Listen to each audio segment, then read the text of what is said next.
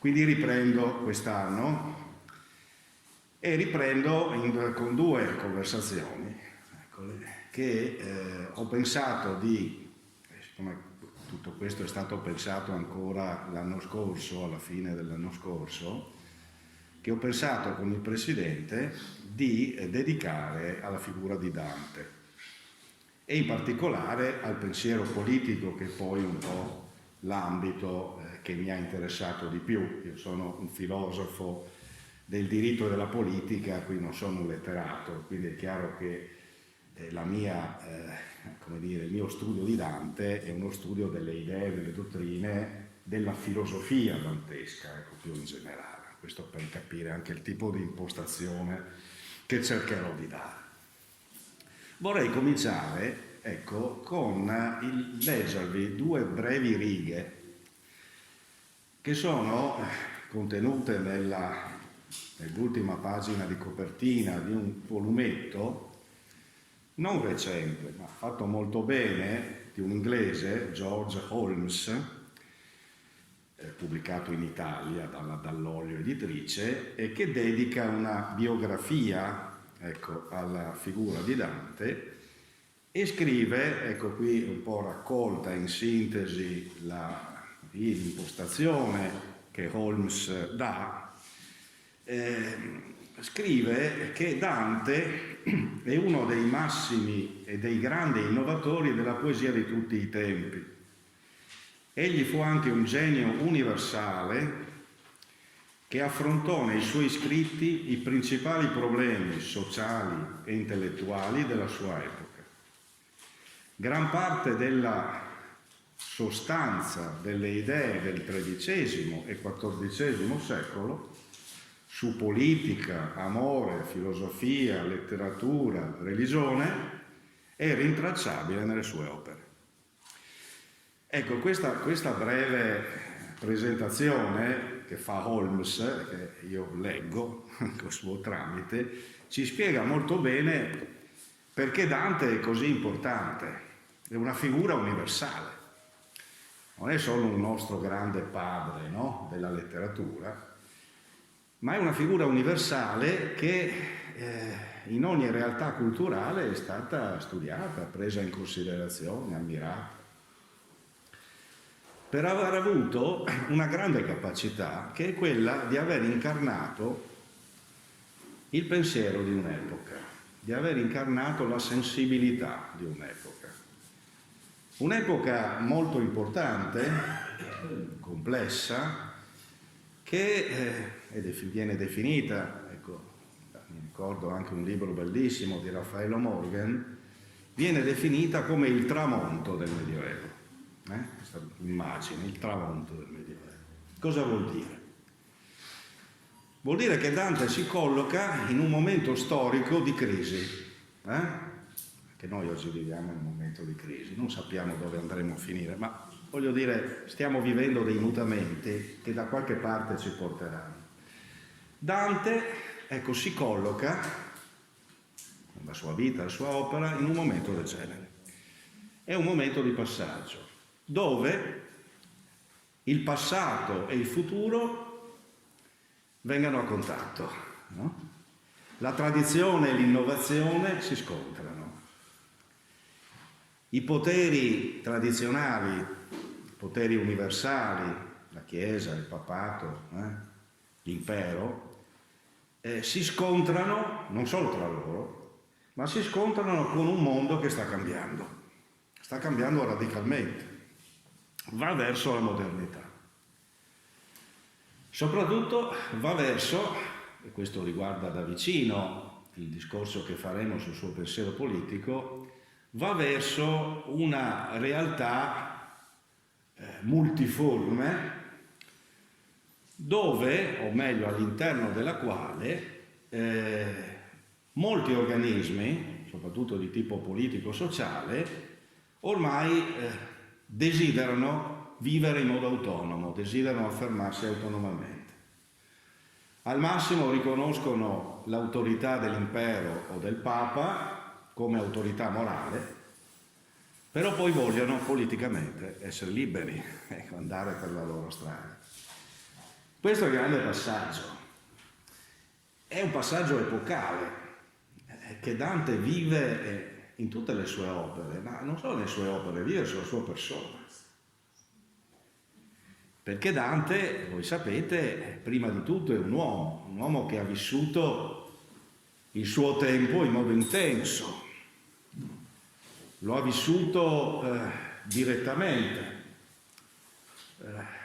con tutta una serie di vicissitudini che voi conoscete benissimo. È stato tra coloro che governavano Firenze, ma poi si è trovato subito dopo, per le ragioni che voi sapete, per le lotte interne tra fazioni, si è trovato ad essere esiliato, condannato a morte, allontanato dalla sua Firenze, che non vedrà mai più. Quindi c'è molto dolore, ecco, nella sua vicenda biografica, c'è molto dolore e c'è un senso di povertà. Io ne ho parlato in un libro che ho scritto sulla povertà evangelica di recente, proprio su di lui, dove questo concetto di povertà lo accompagna, ma proprio inteso in senso ampio, non solo proprio come povertà spirituale, no? Come potremmo intenderla, ma anche povertà materiale. Perché Dante si è trovato, purtroppo, a un certo punto, senza risorse, senza casa, senza famiglia, ecco, si è trovato a dover tirare avanti, purtroppo noi diremo oggi, no? Contando sull'aiuto di persone qui e là, ma in una situazione di estrema precarietà. Una precarietà che noi troviamo nelle sue opere, soprattutto in molti passi della commedia, dove c'è questo dolore, no? Questo dolore, lontananza, questo senso della limitatezza, della povertà, anche materiale, che Dante ha vissuto. Questo per dire che Dante è un uomo a tutto tondo, a 360 gradi. È una figura umana nel senso più ampio, capace di tutte quelle passioni, di tutti quei sentimenti che ognuno di noi ha. E questa è la sua grandezza, perché poi, ripeto, soprattutto dalla commedia, si comprende quanto è grande e multiforme la sensibilità dantesca su ogni aspetto della vita umana, su ogni questione, e quanto grande è la sua esigenza di verità, la sua esigenza di bene, che cerca costantemente tutta la sua vita e che alla fine trova quella stupenda dimensione del paradiso dantesco, no? L'ultima cantica, dove a un certo punto sembra quasi che tutte le passioni umane sfumino in questa straordinaria visione dell'Eterno, soprattutto gli ultimi canti. Ma per comprendere meglio il suo pensiero politico, che poi è un po' il tema che io vorrei sviluppare, sia pure in maniera sintetica, dobbiamo per un attimo, ecco, fare uno sforzo di collocazione nel suo tempo. Cioè dobbiamo chiederci, ma quali erano poi le questioni, i grandi problemi politicamente che Dante viveva in quel tempo, che il suo tempo meglio viveva con lui. E qui dobbiamo tener conto di alcune date, di alcuni personaggi che molto rapidamente dobbiamo prendere in considerazione, che ci aiutano a collocarci in quell'atmosfera particolare, alla quale poi Dante parte nelle sue opere, ecco, per sviluppare la sua idea politica. Ecco, il grande problema dell'inizio del Trecento è, o meglio, vede quello che possiamo definire l'ultimo grande tentativo del Papa, Bonifacio VIII, di affermare la sua superiorità su ogni altro potere terreno, compreso il potere imperiale, il potere dell'imperatore, no? E il problema che con un termine tecnico ma che si capisce benissimo, viene definito problema della plenitudo potestatis, cioè della pienezza dei poteri. Bonifacio VIII, no? All'interno di una lunga tradizione che risale a Gregorio VII, a Innocenzo III, tutte grandi figure di papi del Medioevo, riafferma un principio di supremazia, lo riafferma in una bolla famosa, la Unam Sanctam, dove di fatto sostiene che tutti i poteri che provengono da Dio fanno poi riferimento alla figura storica del vicario di Cristo, cioè quindi al Papa. Il Papa quindi è il detentore di tutti i poteri umani, compreso il potere temporale. E questo perché? Per tanti motivi, gli argomenti sono tanti, sarebbe interessante affrontarli, ma non abbiamo il tempo. Si utilizzano l'argomento della superiorità dello spirito sulla materia, e quindi questo vuol dire che il Papa è superiore all'imperatore. Il problema è il famoso argomento della donazione di Costantino. Voi sapete che la donazione di Costantino è un gran falso storico, ma nel Medioevo ci credevano. Dante è uno di quelli che non ci crede, e spiegherà anche perché. Si tratta di ormai di un racconto, chiamiamolo così, in base al quale l'imperatore Costantino, avrebbe regalato al Papa un territorio, che poi è quello dal quale sorge il potere temporale del Papa, riconoscendolo quindi signore anche temporale di quel territorio. E con questo si diceva, allora vuol dire che l'imperatore da subito ha avuto dal Papa, no, il potere temporale, ma vuol dire anche che il Papa è il vero detentore, perché se no non gliel'avrebbe potuto dare, no? E questo era un argomento molto utilizzato, no? Per dire i poteri ce li ho io solo io, tu li ricevi e quindi puoi solo esercitare. Ma poi c'erano tanti altri argomenti, le due chiavi di cui si parla nel Vangelo, la chiave del regno dei cieli, la chiave del mondo terreno. Cioè, non mi soffermo, no, perché sarebbe lungo. Nella monarchia Dante, la monarchia è il suo testo politico fondamentale, si occupa pagine e pagine di queste questioni e le smonta, no, una dopo l'altra, per dimostrare che erano tutti argomenti, tutto sommato, che non avevano un vero e proprio fondamento se non polemico. Tuttavia Bonifacio VIII era anche ispirato da un pensiero che soprattutto coloro che all'epoca erano definiti i curialisti, ossia quegli intellettuali vicini al Papa sostanzialmente, no?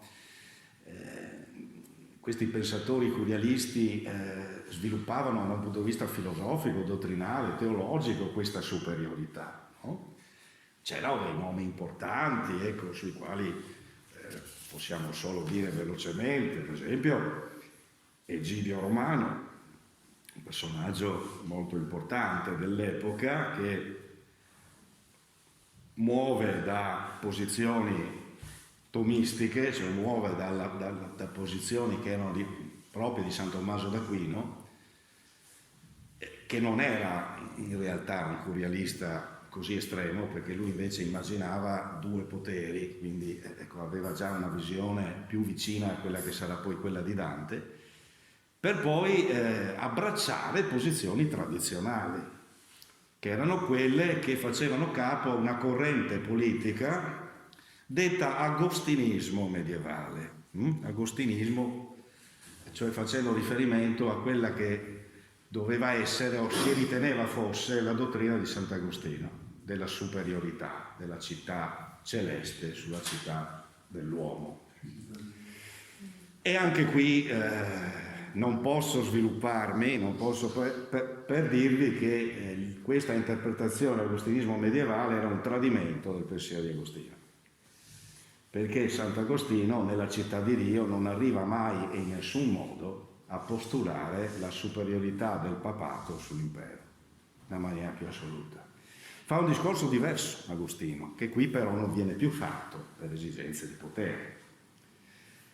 Fa un discorso diverso, dice non è la collocazione dell'uomo nella città di Dio o nella città, diciamo, dell'uomo, no? Cioè non è il fatto che diciamo, il soggetto detentore del potere si trovi, che so, ad essere papa o imperatore che conta. Ciò che conta è la bontà dell'uomo. Per cui questo ovviamente era un concetto che poteva condurre all'assurdo di ritenere che il Papa era un criminale, per esempio in un certo momento storico, e l'imperatore era un santo, perché era l'integrità morale della persona vicina a Dio che determinava la superiorità. Ecco, cosa avviene nel Medioevo? Si fa un'operazione molto semplice, si dice la città di Dio è il papato, la città dell'uomo è l'impero. Il papato è superiore all'impero, perché il papato rappresenta la città di Dio, mentre l'impero è la città umana, con tutti i suoi vizi, i problemi, i difetti che ha, le passioni, la sete di potere, tutte queste cose qua. Si fa questa operazione che non c'è in Agostino, assolutamente, non è mai esistito. Ecco perché l'agostinismo medievale è un tradimento, no? Ecco, del vero pensiero agostiniano. Tommaso, ecco, altro grande personaggio noto a Dante, perché Dante prende parecchio spunto dalla filosofia di Tommaso d'Aquino, e non aveva sostenuto tutto questo. Aveva cercato di individuare una finalità diversa. Una cosa è la salute spirituale, quindi è, diciamo, il mondo dello spirito e del destino ultimo dell'uomo, dove chiaramente è il papato ad avere la supremazia. Altra cosa è il mondo della città terrena, il mondo della città dell'uomo, come io lo definisco spesso, dove le finalità sono altre. Quella di raggiungere ad esempio una felicità terrena. Tommaso subito dice limitata, imperfetta, incapace di rispondere alle esigenze vere dell'uomo, però la ammette. Da qui partirà Dante, vedremo, quando parlerà dei due fini dell'uomo, no? E quindi vedete c'è tutto un percorso di idee, no? Che nel passaggio dal 2 al 300, questo momento storico essenziale, fondamentale, si scontrano tra loro in modo molto polemico, con forti accenti, con forti contrasti, e Dante vive tutto questo, vive in prima persona tutti questi aspetti.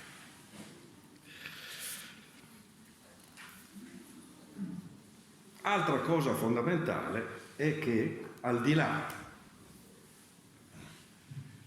del tentativo del papato 2-300 di conservare il principio universalistico, e qui dovremmo aggiungere anche dell'impero 2-300 di mantenere il principio universalistico, poi capiremo perché, e ormai la forza dei grandi ordinamenti universali andava spegnendosi.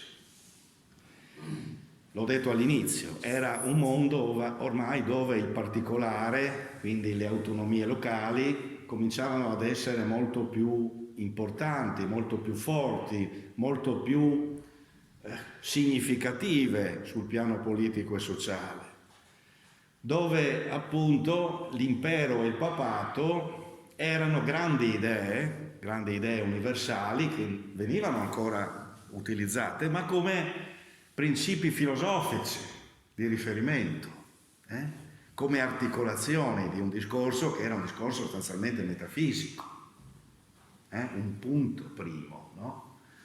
Il famoso principio dell'unità, no? L'unità, cioè, c'è un principio unico al quale tutto fa riferimento. Questo principio unico si delinea in quella che è la storia umana mediante i due grandi poteri universali, il Papa e l'Imperatore. E questo mondo era un mondo fortemente in crisi ormai. La filosofia politica del tempo, quindi, ci sono anche qui dei nomi sui quali non mi soffermo, ma questa introduzione è indispensabile perché se poi parliamo di Dante dobbiamo capire che Dante attinge a una discussione, a una polemica che era già in essere da diverso tempo, quindi si inserisce in questa polemica e la sviluppa a modo suo. Dicevo, ci sono autori come Giovanni di Parigi, ad esempio, personaggio dell'epoca, Jean Quidor, che sviluppano l'idea, che è molto importante, quella che addirittura il principio della superiorità civile, quindi della societas umana, che però è anche universitas fidelium, è anche complesso di fedeli, unità dei fedeli, società dei fedeli, questa superiorità è tale, diceva Giovanni di Parigi, che persino può decidere delle sorti del Papa.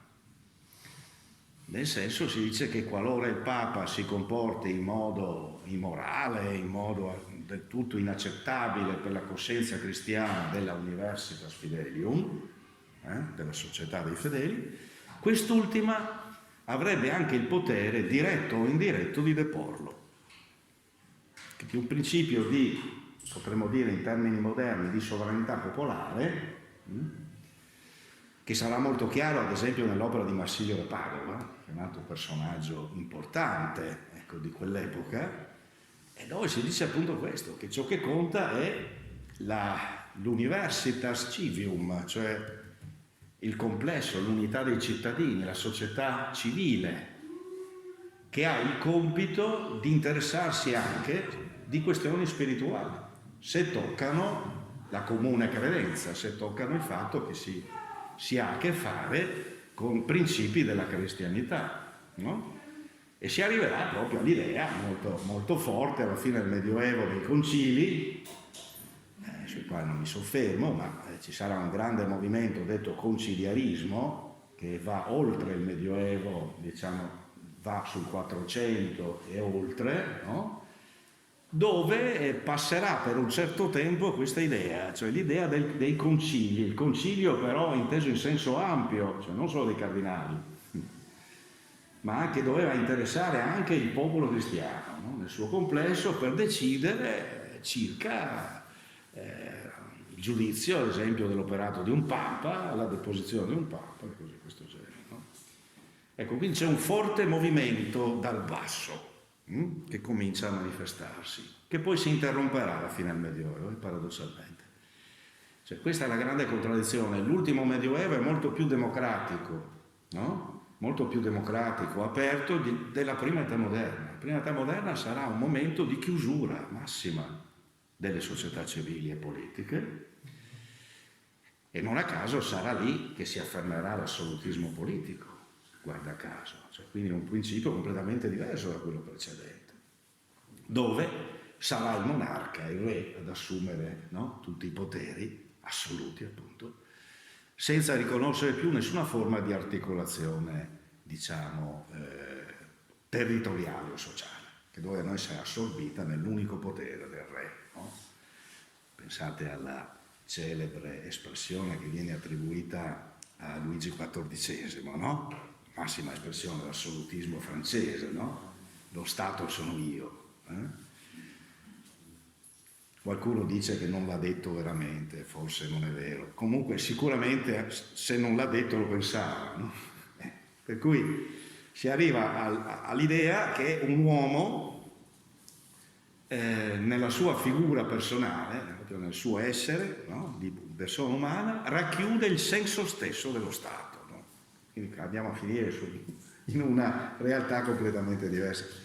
Questo per dire che non è detto, io lo dico sempre, stiamo molto attenti quando ragioniamo di moderno e di medievale, perché molto spesso se non conosciamo la storia, oppure se ci ci si nutre di luoghi comuni, pensiamo che il Medioevo sia un'età di decadenza e l'età moderna sia un'età invece di sviluppo quasi progressivo e continuo, no?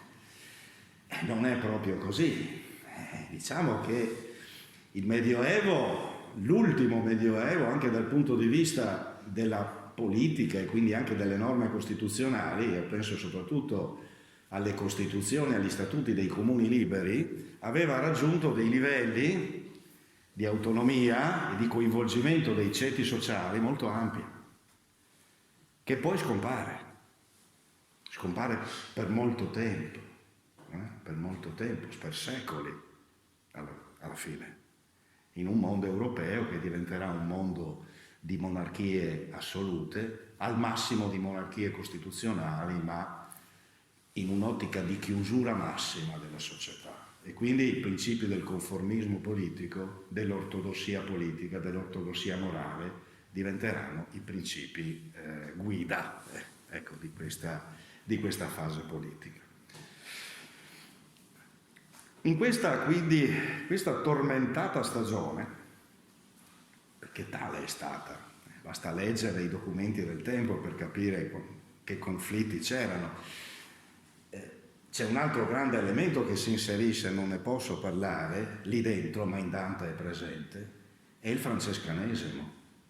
La forza straordinaria del francescanesimo nel periodo che appunto va dall'ultima parte del 200 ai primi decenni del 300, con una capacità di rinnovamento sociale, di coinvolgimento sociale molto ampio e soprattutto con una capacità di critica severissima dei poteri. Tutti i poteri, poteri umani e poteri spirituali, no? E il francescanesimo svolge una funzione catartica in quel periodo, straordinaria. In Dante è molto presente, ma è presente anche in altri autori che comunque prendono spunto da lì, lo stesso Marsilio da Padova, lo stesso Occam, che pure è considerato un po' una sorta d'ira di Dio, no? nei luoghi comuni, lo si vede come l'affossatore della scolastica. Vero o non vero? Di fatto, se noi leggiamo i suoi opuscoli teologici, scopriamo, Occam era francescano ed era coerente con il suo voto francescano, troviamo un'immagine completamente diversa di un filosofo che aveva una limpida idea morale, che aveva una limpida concezione anche della vita sociale e soprattutto era convinto che se non si riusciva in qualche modo a far sì che il principio di povertà evangelica, che era il grande principio che il cristianesimo aveva portato avanti, proprio con la figura di Gesù, se non si riusciva a portare avanti questo principio e a farne un lievito sociale, era inutile continuare a pensare che sarebbero cambiate le cose, no? E quindi c'è questa idea del francescanesimo di rinnovamento che tornerà in Dante molto, in Dante è frequentissima, nella commedia la troviamo in molti luoghi, questa idea del rinnovamento del genere umano, ma la necessità di un rinnovamento morale, no? Come lo devi fare? Lo puoi fare solo partendo da un rinnovamento dello spirito, da un radicale rinnovamento dello spirito. E San Francesco, la dottrina francescana, rappresentava il grande fatto nuovo di quel tempo.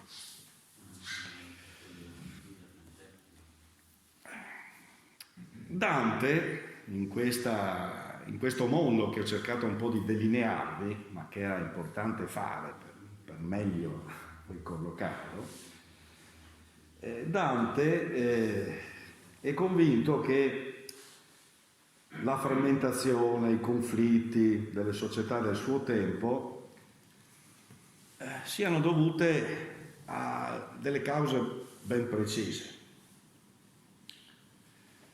che sono caratterizzate da un lato da quella che lui definisce la cupiditas, termine latino antico che significa cupidità, ma è soprattutto inteso come sete di potere, di possesso, a prescindere. Questa cupiditas è così forte che altera i rapporti sociali, trasforma gli stessi regimi politici in regimi tirannici, in regimi che cercano con ogni mezzo, ecco, di conseguire i risultati propri, l'arricchimento, l'impossessamento, il potere, la gloria. Questi sono i grandi problemi, secondo Dante. Tutto questo determina quella grave decadenza morale che è tipica del tempo che lui vive. Cosa fare? Il recupero dell'ordine e della pace, per lui, passa attraverso la ripresa dell'ideologia imperiale, unita ad un altro aspetto importante, quello del carattere naturale della società umana e quello del carattere solo spirituale, esclusivamente spirituale, del potere del Papa. Ecco, bisogna quindi, dice Dante, lavorare su questi aspetti. La filosofia politica dantesca, allora, se riuscite a chiudere questo cellulare non sarebbe male. Non perché sia una brutta musica, ma...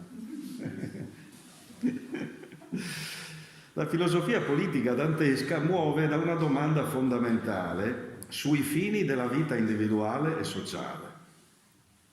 Cioè ci dobbiamo chiedere quali sono i fini della vita umana in società. E soprattutto il vivere in società è un vivere naturale o invece effetto di una forzatura? Queste sono le grandi domande dalle quali partire. Dante inizia a svilupparle in una sua prima opera importante, che è il Convivio. Il Convivio, ecco, è un'opera multiforme, dove vengono trattate tante questioni, ma dove prende forma la prima versione, la prima stagione del pensiero politico dantesco. Ecco allora che, riprendendo ciò che aveva scritto Tommaso d'Aquino su questo, nulla di nuovo, Dante ritiene che occorra attribuire il giusto spazio ad una dimensione terrena, finalizzata a una felicità naturale, che chiaramente aveva una piena legittimazione. Felicità naturale non solo è possibile, ma è legittima, è coerente con la vita dell'uomo. Non va confusa con la felicità a tutto tondo, non va confusa con quella che Tommaso definiva la beatitudine, perché la beatitudine, ecco, si pone, perché l'ottica cristiana, teologica, medievale, si pone solo nella visione di Dio e quindi in una realtà non terrena, ma ultraterrena. Ma il fatto che la felicità perfetta, la felicità totale, la felicità ultima non sia presente nell'esperienza umana non significa che l'uomo non possa e non debba cercare, questo è il concetto che già Tommaso aveva sviluppato e che Dante riprende, una sua felicità naturale, limitata ma coerente, una forma di realizzazione dell'uomo. Questo è il punto di partenza, che parte anche dal presupposto che lo scopo dello stare assieme, e quindi lo scopo del potere politico, va colto nella soddisfazione, nel compimento di alcuni essenziali bisogni che sono sia di carattere materiale, ma anche di carattere intellettuale, di quella che Dante definisce la civilizzazione dell'uomo. Parla nel Convivio più esattamente di necessità dell'umana civilitade, cioè l'uomo ha bisogno anche di evolvere da un punto di vista spirituale, culturale, no? Deve civilizzarsi e questo è possibile nella società, non isolatamente, no? Lo stare assieme, quindi la dimensione sociale, è una dimensione originaria, concetto antichissimo che risale al pensiero politico classico, in particolare alla politica di Aristotele, dove si scriveva chiaramente che proprio perché l'uomo ha una natura intermedia, non è divino e non è ferino, si dice, non è Dio e non è bestia, ma è una via di mezzo, ha necessità di lavorare per avvicinarsi più al divino che alla bestia, ma questo lo può fare non isolatamente, ma nell'ambito delle relazioni, ecco, che costruisce durante la sua vita. Quindi il relazionarsi, la socialità originaria, come si dice anche con un termine comprensivo, è un dato iniziale dal quale partire, dato inoppugnabile, che comporta un'altra conseguenza molto importante, che sarà molto chiara quando si dovrà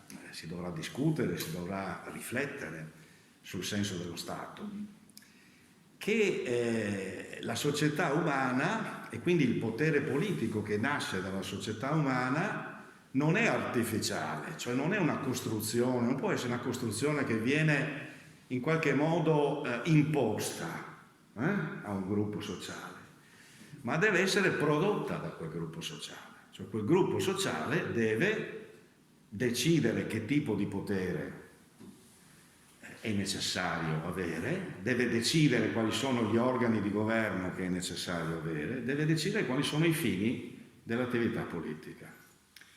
Un principio democratico, se vogliamo, no? Principio classico della sovranità popolare.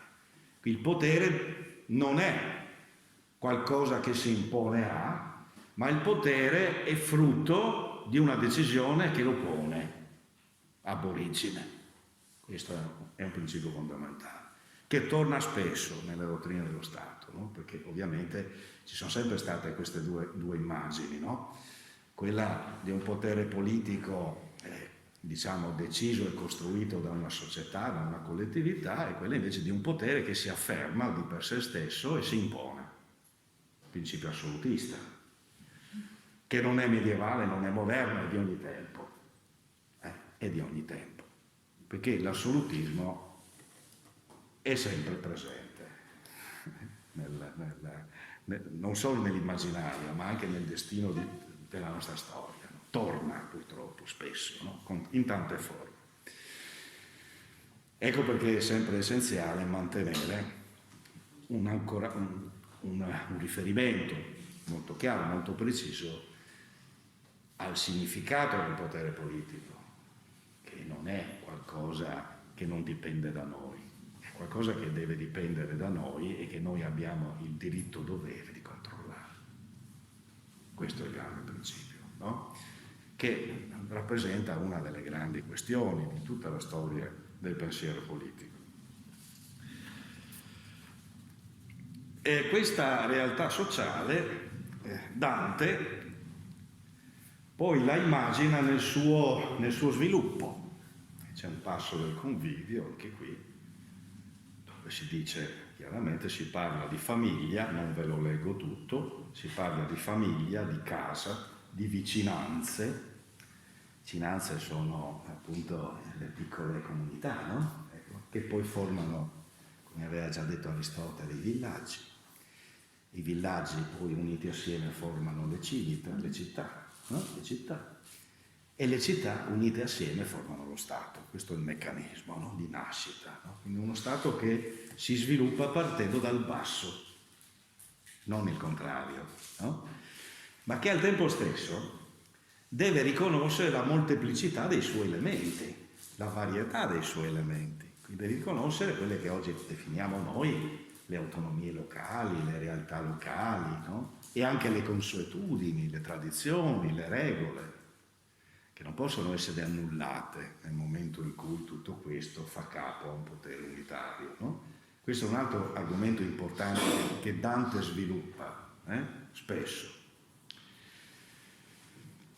Quindi lo Stato, o meglio il regnum, altra cosa che vi dico, per molto tempo, fino a Machiavelli almeno, voi non trovate nelle fonti medievali il concetto di Stato, come noi lo intendiamo, non esiste.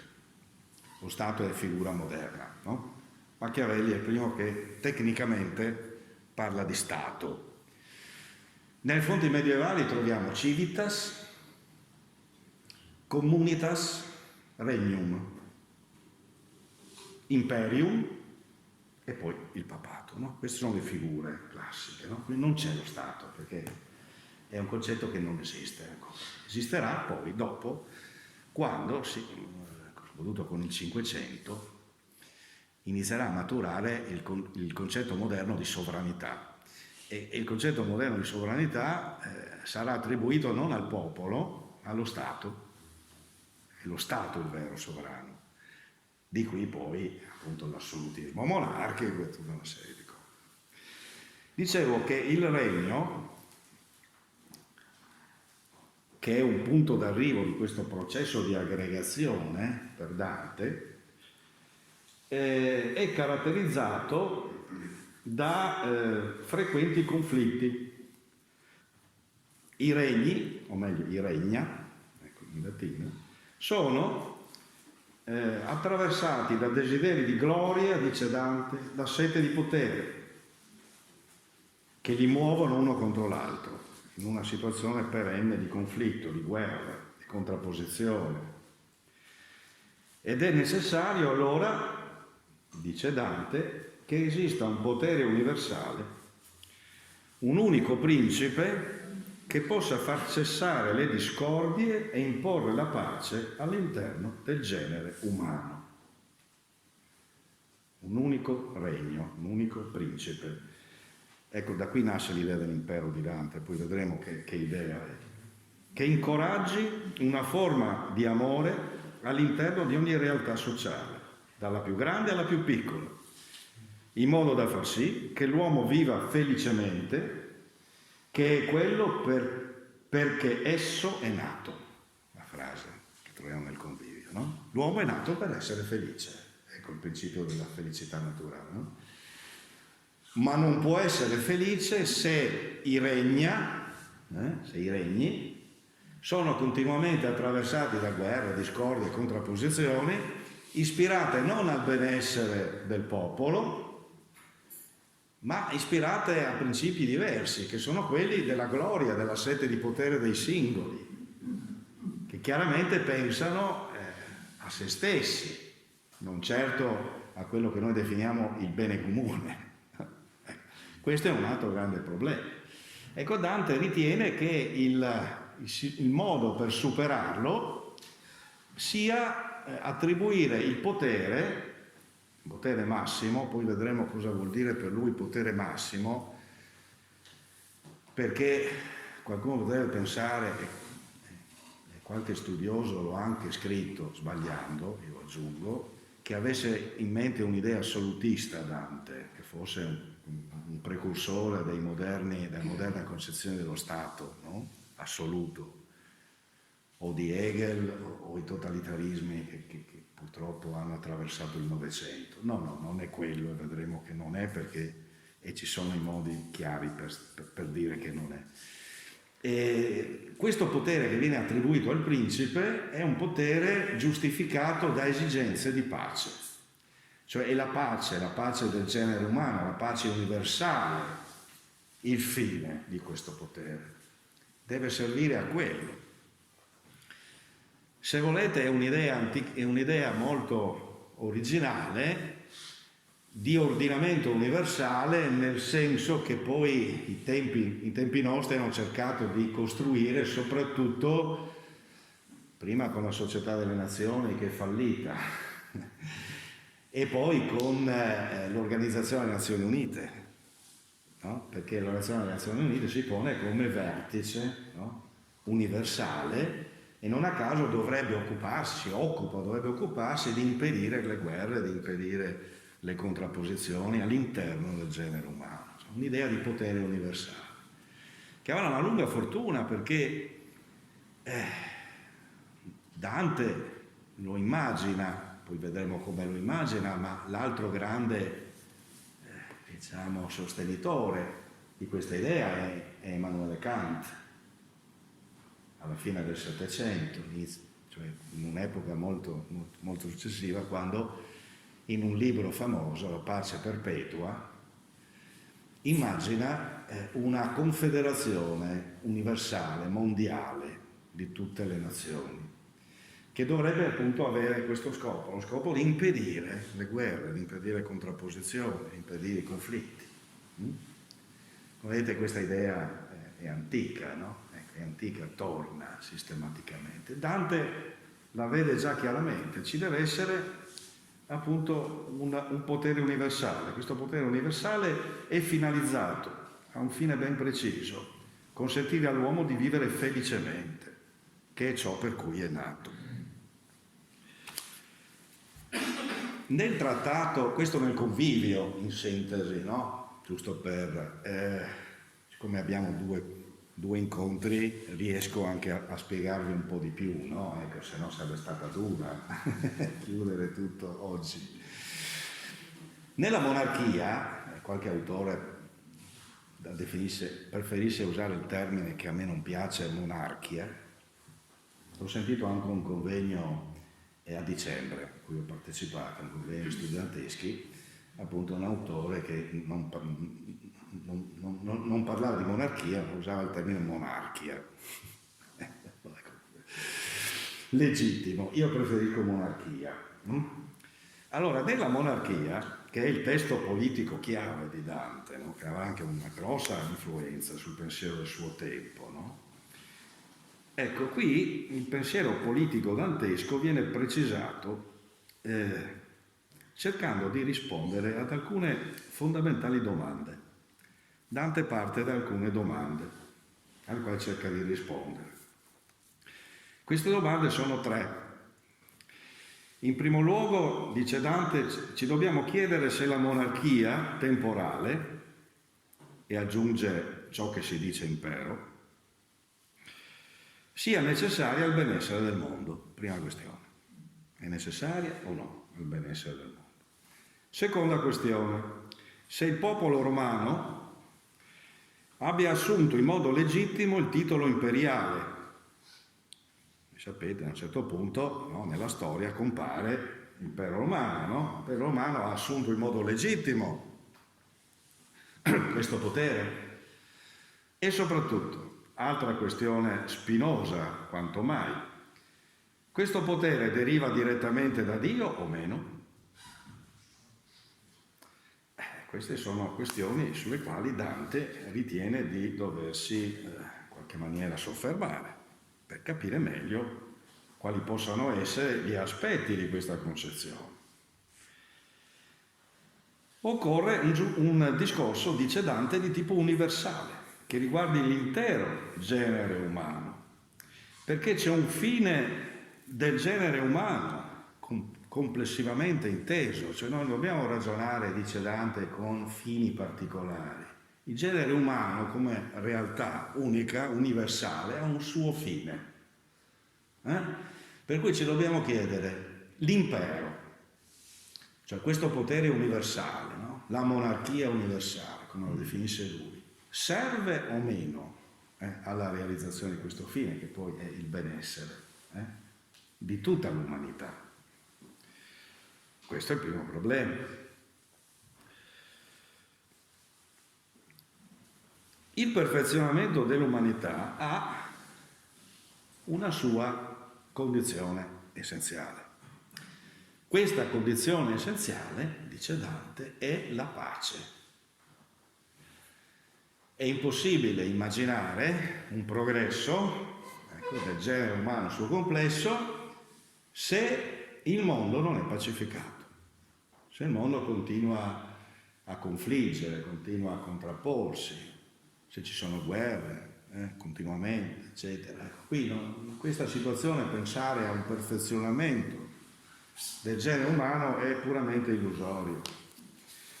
E questa condizione universale di pace, dice Dante, solo l'impero può assicurarla. Che tipo di impero però? Ecco, qui dobbiamo un po' cercare di capire, no? cosa intende Dante. Certamente Dante, sono perfettamente convinto di questo, non guarda all'esperienza storica e controversa dell'impero romano-germanico del suo tempo, con tutti i suoi conflitti. È vero che lui a un certo punto spera tanto in questa figura, no, di Arrigo VII, no, che doveva venire in Italia per mettere a posto le cose. Però al di là di questa sua speranza che presto svanirà, perché spesso si dissolverà ben presto, la sua idea dell'impero è completamente diversa da quella sovrapponibile a un ordinamento storico come quello che viveva in quel momento. È qualcosa di più. È in qualche modo un modello che Dante cerca di ricavare, perlomeno come ispirazione, dal concetto di governo divino dell'universo. C'è un governo divino dell'universo, dice Dante, Dio governa l'universo con la sua legge eterna, con i suoi principi che tutto guidano, che tutto ordinano. Ecco, ci deve essere un principio umano che trae ispirazione, ecco, da questa forma di governo universale. È ovvio che se facciamo questo tipo di ragionamento, il cosiddetto imperatore diventa una figura quanto mai spiritualizzata.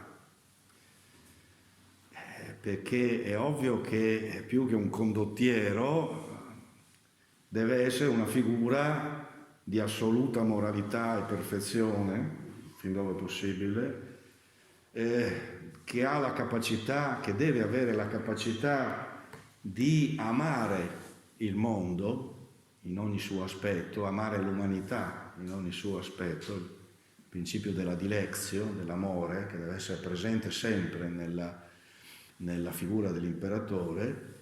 E oltre a questo l'imperatore deve anche in qualche modo essere capace di porsi al servizio degli altri.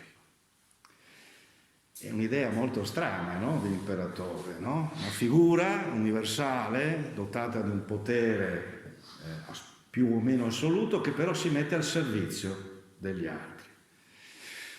Anzi, c'è una frase di Dante molto, molto precisa su questo: deve essere colui che più degli altri è al servizio dell'uomo. È figura spiritualizzata, quindi, vedete, no? Sembra quasi una figura religiosa che immagina Dante, ma è questa la figura di imperatore che lui individua, che quindi non ha un potere assoluto nel senso dell'assolutismo, no? Ma il suo è un potere diverso, è un potere autorevole che tuttavia è sottoposto a due limiti. Altra cosa fondamentale che dovete sempre ricordare: il concetto di potere assoluto politicamente inteso nel Medioevo non esiste. Nessun potere, a parte il desiderio del Papa di porsi come figura, ma nessun potere politico ha mai avuto la presunzione di considerarsi assoluto, perché ha sempre riconosciuto sopra di sé due grandi principi: la legge divina, e quindi la legge di Dio, e quindi Dio, che è il vero potere, il vero Signore dell'universo, e il diritto naturale. Cioè la legge naturale. La legge naturale è un limite che riguarda anche l'imperatore, che riguarda anche il potere politico. Nessuno può sottrarsi alle regole della legge naturale. E quindi voi capite che non è un potere assoluto, è un potere limitato. Inoltre, Dante aggiunge, l'imperatore ha anche un altro limite: le leggi umane che organizzano e prevedono la sua funzione. Quindi una figura, certamente una figura apicale, una figura di vertice, sottoposta però a tutta una serie di limitazioni che ne sottolineano il carattere alla fine umano. L'imperatore non può definirsi in termini divini, cioè non può ritenersi una figura divina, di avere dei poteri oppure di avere dei poteri assoluti in quanto datigli da Dio, eccetera. No, in Dante non troviamo assolutamente questo. Il principio della derivazione del potere del re da Dio, della diretta derivazione del potere divino da Dio, lo troviamo poi, ma dopo, ecco, nella controversistica che accompagna la nascita della monarchia assoluta in Europa. Si dirà il re è l'espressione, manifesta il potere divino sulla terra. No, l'imperatore ha tutta una serie di limitazioni. La legge eterna, quindi, che regola l'ordine dell'universo, i principi giuridici umani che fondano l'istituzione imperiale. L'imperatore, e poi concludo per oggi, deve esercitare le virtù cardinali, in particolare la giustizia, che è la virtù chiave, sulla quale poi il discorso di Dante tornerà sempre, particolare giustizia, completandole con la virtù teologale della carità, ecco, che lo porta, scrive Dante, ad amare sommamente l'umanità. Ad amare sommamente l'umanità. Ecco, quindi vedete che tipo di figura, no? Che immagina Dante. L'imperatore, una figura di vertice, che però è quasi una sorta di secondo Cristo, no? Qualcuno l'ha scritto. Figura quasi simile a un Dio uomo, no? Perché evidentemente il principio della giustizia, il principio della carità, il principio dell'amare gli altri è ciò che lo guida, è ciò che giustifica il suo potere. Perché se non fa questo, il suo potere non ha nessuna legittimazione, nessuna finalità e può essere quindi tranquillamente abbattuto. Ecco, questo è molto importante da dire. Ecco, io credo che per oggi mi devo fermare qui.